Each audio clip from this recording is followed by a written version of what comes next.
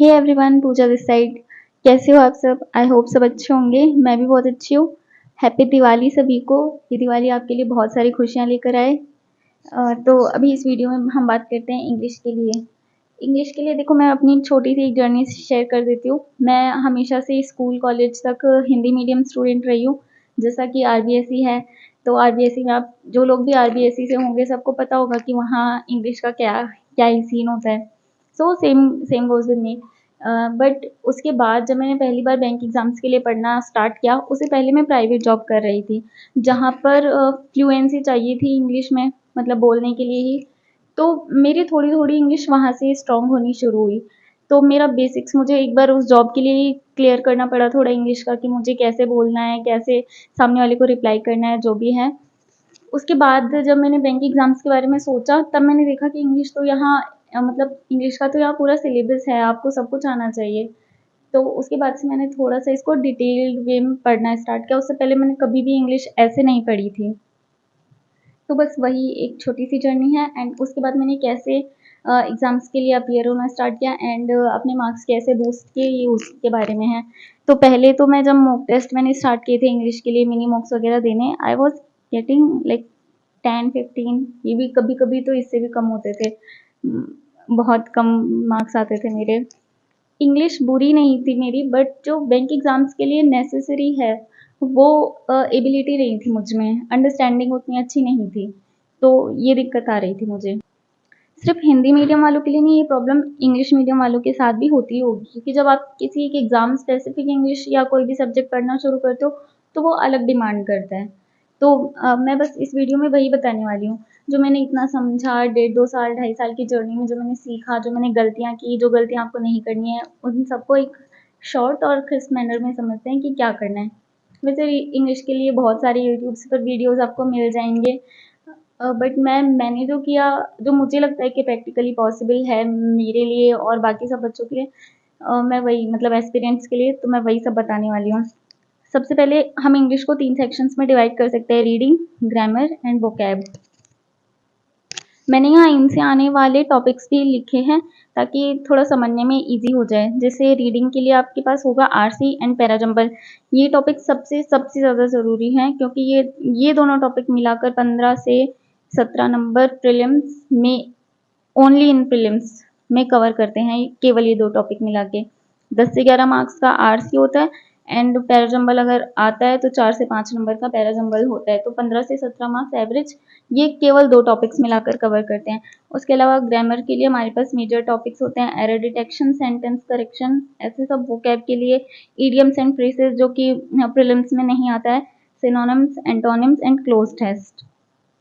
तो जैसा कि मार्क्स डिस्ट्रीब्यूशन से हमें समझ आ रहा है कि रीडिंग वाला पार्ट सबसे ज़्यादा इंपॉर्टेंट है, तो हमें सबसे ज़्यादा ध्यान भी इसी पर देना है। अगर आप इंग्लिश के पूरे 2 से ढाई घंटे या 3 घंटे जितने भी डेडिकेट कर रहे हो, उसमें सबसे ज़्यादा पार्ट आपका रीडिंग के लिए होना चाहिए। रीडिंग के लिए मैं जो सजेस्ट करूँगी वो ये होता है कि मतलब रीडिंग के लिए द हिंदू लेकर नहीं बैठना है। बहुत लोग पढ़ पाते हैं, बट मैं तो नहीं पढ़ पाती थी। मैंने बहुत सारी वीडियोज़ देखे थे जिनमें था कि मतलब रीडिंग के लिए आपको एडिटोरियल से शुरू करना है। आप द हिंदू का जो कॉलम आते हैं 2 छोटे-छोटे, वो पढ़ना स्टार्ट कीजिए। बट मैं एक लाइन पढ़ी, उसमें 4-5 ऐसे वर्ड्स हो गए जिनका मतलब ही नहीं पता। फिर पहले उन 4-5 वर्ड्स को ढूँढने बैठो, फिर दूसरी लाइन करी, उसमें वापस 3-4 वर्ड्स आ गए, फिर तीसरी लाइन करी, उसमें वापस आ गए। तो मेरा तो पूरा टाइम वोकैब में ही जा रहा था, रीडिंग और अंडरस्टैंडिंग तो बिल्ड ही नहीं हो पा रही थी। इसलिए मैंने एडिटोरियल से शुरू नहीं किया है। मुझे इतना पता था कि मुझे इंग्लिश पढ़नी है। अब वो इंग्लिश किसी भी तरीके से हो सकती है, तो मैं न्यूज़पेपर में जो भी कॉलम मुझे लगता था कि थोड़ा ईज़ी होता है और मेरा जिसमें इंटरेस्ट है, मैं वो पढ़ लेती थी। लाइक कभी बॉलीवुड का पढ़ लिया, कभी गेम्स का पढ़ लिया, कभी नहीं मन हुआ तो न्यूज़पेपर पढ़ा ही नहीं, नॉवेल्स पढ़ ली, कोई किताबें पढ़ ली। नॉवेल्स वैसे मैं शुरू से ही पढ़ती हूँ, तो मेरी आदत है हिंदी, इंग्लिश दोनों की। तो इसलिए रीडिंग की हैबिट मेरी वैसे हुई। आपको रीडिंग की हैबिट डेवलप करनी पड़ेगी, क्योंकि अंडरस्टैंडिंग वाला जो पार्ट है वो आपको बिना रीडिंग के कभी कंप्लीट नहीं होने वाला। तो ये कर सकते हैं आप। इसके अलावा दूसरा एक जो तरीका है वो ये है कि जिन लोगों को बिल्कुल ही प्रॉब्लम हो रही है, जो जिन्होंने मतलब कभी इंग्लिश को बिल्कुल ही स्टार्ट नहीं किया एंड बैंक एग्ज़ाम्स देने वाले हैं, एसबीआई क्लर्क टारगेट कर रहे हैं या पीओ टारगेट कर रहे हैं, उन लोगों को मैं सजेस्ट करूँगी कि निमिषा मैम जो हैं, उनके चैनल पर एडिटोरियल का सेशन होता है। तो आप अगर खुद से नहीं पढ़ पा रहे हो तो आप वीडियो सोर्स फॉलो कर सकते हो। जैसे आपने 15-20 दिन का टारगेट लिया कि 15-20 दिन मुझे डेली वीडियो देखना है एडिटोरियल का, उसमें से जो वोकैब नहीं आ रही है वो लिख लिया। मैम सारी वोकैब नहीं कराती, बट जो इंपॉर्टेंट होती है 10-12 वो वोकैब करा देती हैं। तो आपने वो वोकैब लिख ली एंड उनको डेली रिवाइज किया। उसके अलावा आपने डेली मैम का वीडियो देखा, तो आपकी अंडरस्टैंडिंग बिल्ड होती जा रही है धीरे धीरे कि अच्छा ठीक है ऐसे पढ़ना है, इसका मतलब ये था, यहाँ ऑथर ये कहना चाह रहा था। फिर आप धीरे धीरे उसको ऑल्टरनेट डेज पर स्विच करो। लाइक एक दिन आपने वीडियो देख लिया, दूसरे दिन आपने खुद से दूसरा एडिटोरियल ट्राई किया, तीसरे दिन आपने फिर वीडियो देख लिया, चौथे दिन आपने खुद से ट्राई किया एंड ग्रेजुअली इसी भी खत्म कर दो। फिर आप धीरे धीरे एडिटोरियल पर शिफ्ट हो जाओ।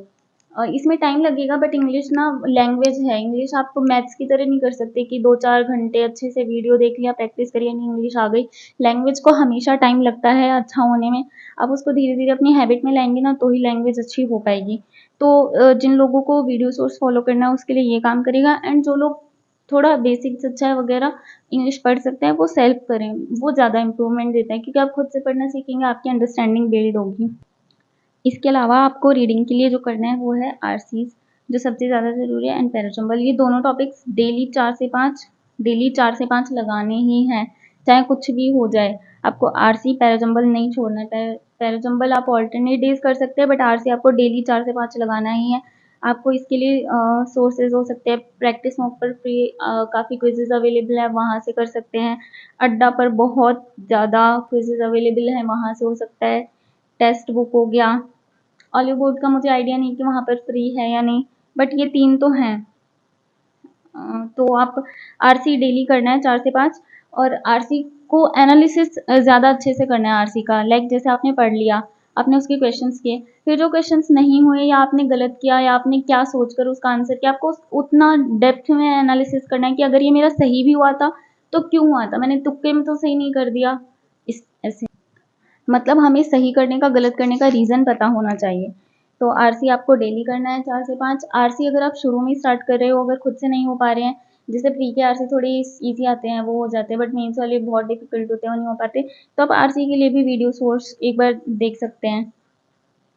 जैसे मान लो कोई भी एक वीडियो लेक्चर निकाला आरसी के लिए, एंड आरसी से क्या विशाल सर का भी है, निमिषा मैम का भी है, आंचल मैम का भी आई गेस होना चाहिए। एक आरसी उधर से क्या, एंड देन फिर उसके बाद प्रैक्टिस खुद से करी। तो आप ऐसे डेली धीरे धीरे अपनी हैबिट बनाओगे ना, तो इंग्लिश ऐसे ही इम्प्रूव होती है। तो आपको ये करना है। पैराजम्बल के लिए भी सेम है। आप अगर आपको नहीं समझ आ रहा है कि आपको कैसे करना है, तो आप एक बार वीडियो देखना स्टार्ट कीजिए कि पैराजम्बल सॉल्व कैसे करते हैं। जैसे मान लो 5 सेंटेंसेज हैं, कैसे फाइंड आउट करें कि फर्स्ट कौन सा है, सेकंड कौन सा है, फिर बीच में पेयरिंग कैसे स्टार्ट करें, मतलब पेयर कैसे बन सकते हैं। अगर आप एकदम ही बिगिनर हो तो आप वीडियोस के थ्रू ये कर सकते हो। जैसे आपने यूट्यूब पर डाला पैराजम्बल बाय निमिषा बंसल, बहुत सारे मतलब बहुत सारे वीडियोस आ जाएंगे। आप डेली का एक लेक्चर देख लीजिए, पैराजम्बल का स्टार्ट कीजिए, अब आरसी का स्टार्ट कीजिए। डेली का एक लेक्चर देखा, फिर उसके बाद 1-2 पैराजम्बल खुद से सॉल्व करने की कोशिश की। अगर ये 2 टॉपिक्स अच्छे हो गए ना, तो इंग्लिश में आपको उतनी प्रॉब्लम नहीं होगी, क्योंकि ये दोनों मेजर पार्ट कवर करते हैं, प्री में भी एंड मेंस में भी। और सबसे ज़्यादा गलत होने के चांसेस भी इन्हीं दोनों क्वेश्चंस में होते हैं, क्योंकि पैराजम्बल में हमें कई बार पता नहीं होता। अब जैसे मान लो यहाँ बी सी बनना था, बट आपने सी भी बना दिया, तो गलत हो गए ना, 2 क्वेश्चन सीधे सीधे गलत हो गए ऐसे। इसलिए ना आप इन 2 टॉपिक्स पर बहुत ज़्यादा कमांड क्रिएट करने की कोशिश कीजिए कि आप इसको और इसको कैसे अच्छा कर सकते हैं। सोर्सेज मैंने बता दिए हैं। प्रैक्टिस के लिए आप ये तीनों चारों सोर्स फॉलो कर सकते हैं। इसके अलावा वीडियोस के लिए निमिषा मैम है, विशाल सर हैं, आंचल मैम है, आप इन तीनों के देख सकते हैं। तो ये रीडिंग की बात हो गई, बट हाँ रीडिंग को स्किप नहीं करना है, रीडिंग डेली करनी है। इसके अलावा हम सेकंड पॉइंट पे आते हैं, वो है ग्रामर। ग्रामर से एरर वाले क्वेश्चंस आते हैं, सेंटेंस करेक्शन और ऐसे 1-2 मिसलेनियस टाइप के क्वेश्चंस होते हैं। सबसे इम्पोर्टेंट इसमें एरर वाले क्वेश्चंस होते हैं। मुझे लगता है बैंकिंग एग्जाम्स में ना ग्रामर का उतना रोल नहीं है कि आपको पहले नाउन प्रोनाउन ये सब पढ़ना पड़े। आप अगर बेसिक अंडरस्टैंडिंग है तो आप विदाउट ये सब पढ़े हुए आप स्टार्ट कर सकते हैं।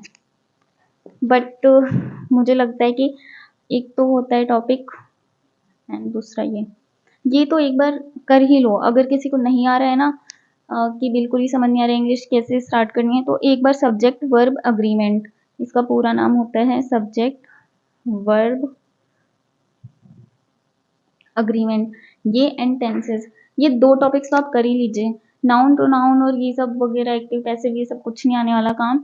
बट ये 2 टॉपिक्स अगर हमने नहीं किया ना तो थोड़ी प्रॉब्लम हो सकती है, क्योंकि आपको समझ ही नहीं आएगा कि टेंस क्या होना चाहिए था, क्या है। तो मैंने तो एक्चुअली पूरी ग्रामर वीडियो से करी थी, बट वो मैं अभी इसलिए सजेस्ट नहीं करूँगी क्योंकि वीडियोज़ ना बहुत लंबी-लंबी हैं और उतना बेनिफिट हुआ नहीं मुझे उनसे। मतलब जो होता है ना इनपुट आउटपुट रेशियो उतना नहीं अच्छा था। आप तरुण ग्रोवर सर को देख सकते हैं, बट स्टिल अगर किसी को पूरी ग्रामर करनी है, लाइक उसे नाउन बिल्कुल ही समझ नहीं आ रहे हैं जैसे किसी को, तो देख सकते हैं। तरुण ग्रोवर सर ने पूरी ग्रामर कराई हुई है, उनके वीडियोस अच्छे हैं। लेकिन मेरा मानना है कि आप वीडियो से सिर्फ ये 2 टॉपिक कीजिए, बाकी टॉपिक आप जैसे जैसे क्वेश्चंस करेंगे ना अंडरस्टैंडिंग से अपने आप ही ग्रामर समझ में आने लग जाएगी। ठीक है, पहला तो ये 2 टॉपिक्स हो गया and second is 120 rules of grammar. ये निमिषा मैम की वीडियो है, अगर आप चाहें इसकी पीडीएफ भी है, अवेलेबल है। अगर जो लोग खुद से पढ़ सकते हैं वो प्लीज़ वीडियो पर ना जाएं, वो पीडीएफ से ही करें, क्योंकि सिर्फ उसमें रूल्स लिखे हुए हैं, आपको समझ आ जाएंगे। एंड जो लोग पीडीएफ से नहीं कर पा रहे वो ऐसा कर सकते हैं कि डेली के 10 रूल्स तक वीडियो देखी, फिर उनको इम्प्लीमेंट करने के लिए आपको क्वेश्चंस मिल जाएंगे। आपको ऐसा नहीं करना कि ये रूल पढ़ लिया, अब इस रूल के लिए क्वेश्चन ढूंढना है, नहीं, आपको बस रूल ध्यान रखना है। एंड अब जब क्वेश्चन सॉल्व करोगे तो बीच में कहीं ना कहीं वो रूल्स आते ही रहेंगे। तो जैसे जैसे आप ये रूल्स करते जाओगे वैसे वैसे जैसे मान लो आज 4 दिन हो गए आपको ये पढ़ते हुए, तो आपके 40 रूल्स हो चुके होंगे। तो जब आप क्वेश्चन करोगे ना एरर वाले, तो अगर मान लो आपको नहीं भी समझ आया बट आप उसका आंसर देखोगे ना, आपको लगेगा अरे यार ये रूल तो मेरा पढ़ा हुआ था, बट मतलब उस टाइम क्लिक नहीं किया। तो ऐसे आपकी अंडरस्टैंडिंग होती जाएगी। तो आप डेली के 10 रूल्स कर सकते हैं, किसी का ज़्यादा है तो 15 भी कर सकते हैं, सब अपने अपने अकॉर्डिंग कर सकते हैं। बट हाँ, एक डेली टारगेट ले लीजिए कि मुझे इतना डेली करना है, और इसको मतलब नोट्स बनाने की ज़रूरत नहीं है, आप पीडीएफ में ही हाईलाइट कर देना क्या क्या देखना है क्या क्या नहीं देखना।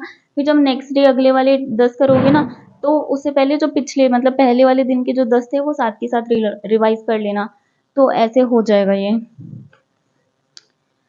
तीसरा जो पॉइंट है वो है वोकैब, जिसके लिए क्वेश्चंस आते हैं इडियम्स एंड फ्रेजेस, जो मैंने बिल्कुल ही नहीं किए थे। मतलब ये टॉपिक मैंने बिल्कुल ही नहीं किया, और इस तरह ऐसा होता है मेंस में कई बार 5 से 6 क्वेश्चन आ जाते हैं, मैं पूरे स्किप कर देती हूँ क्योंकि मुझे कुछ समझ नहीं आता। एटलीस्ट इडियम्स में तो मुझे बिल्कुल समझ नहीं आता। इसके अलावा synonyms, antonyms and cloze test. अगर कोई इंग्लिश मीडियम से और उसकी इंग्लिश अच्छी है ना, वो इडियम्स एंड फ्रेजेस वाला कर सकता है। मुझे लगता है कि उतना मतलब जिन लोगों ने थोड़ा बहुत पढ़ा हुआ होगा ना वो कर सकते हैं, बट मुझे ऐसा था कि मुझे थोड़ा जल्दी करना था और मेरा 1 साल ऑलरेडी वेस्ट हो चुका था एंड मैं जॉब छोड़ के तैयारी कर रही थी। तो मुझे बहुत जल्दी मतलब ऐसा होता है ना कि आपको जल्दी जल्दी जॉब चाहिए, सो वो वाला सीन था। तो मैंने अपना टाइम उन चीज़ों पर दिया ही नहीं जहाँ पर मुझे लगे कि इस चीज़ के बिना भी मैं एग्ज़ाम निकाल सकती हूँ। मैंने ये टॉपिक ही नहीं किया, मुझे ये था कि ये आएगा, एक क्वेश्चंस देखूँगी।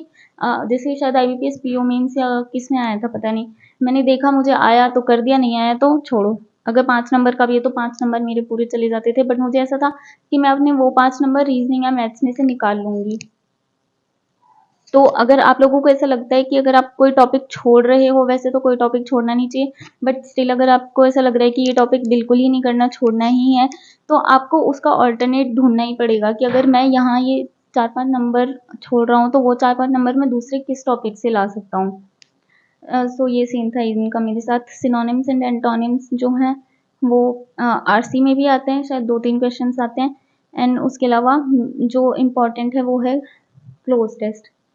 तो देखो क्लोज टेस्ट का ऐसा सीन है कि क्लोज टेस्ट के लिए आपकी वोकैब स्ट्रांग होनी उतनी ज़रूरी नहीं है, आपकी अंडरस्टैंडिंग अच्छी होनी ज़रूरी है, क्योंकि इजी आते हैं, प्री में भी और मेंस में भी उतने टफ नहीं होते। अंडरस्टैंडिंग के लिए अगेन वही हम वापस अंडरस्टैंडिंग के लिए रीडिंग पार्ट पर पहुंच जाते हैं। तो कुल मिला के बैंक एग्जाम की जो इंग्लिश है उसका जो निचोड़ है वो बस यही है कि आपको रीडिंग पर फोकस करना है एंड प्रैक्टिस करनी है। ठीक है, ये 3 हो गई चीज़ें। अब जो सबसे इम्पोर्टेंट चीज़ है वो है प्रैक्टिस। इंग्लिश विदाउट प्रैक्टिस हो ही नहीं सकती। प्रैक्टिस के लिए आप टॉपिक टेस्ट कर सकते हैं, क्विजेज कर सकते हैं। इंग्लिश के लिए मॉक टेस्ट से ज़्यादा क्विजेज और छोटी जो टेस्ट वगैरह होते हैं ना, मिनी मॉक्स टाइप, वो हेल्पफुल ज़्यादा रहता है। लास्ट में मॉक टेस्ट। अब जिनके पास पेड है उनको टॉपिक टेस्ट तो मिल जाएंगे स्मार्ट कीड़ा पे, एंड जिन्हें फ्री में सब कुछ चाहिए मतलब मैंने भी फ्री में किया था। खैर फ्री के लिए हो जाएगा practice mock, Adda and then text book.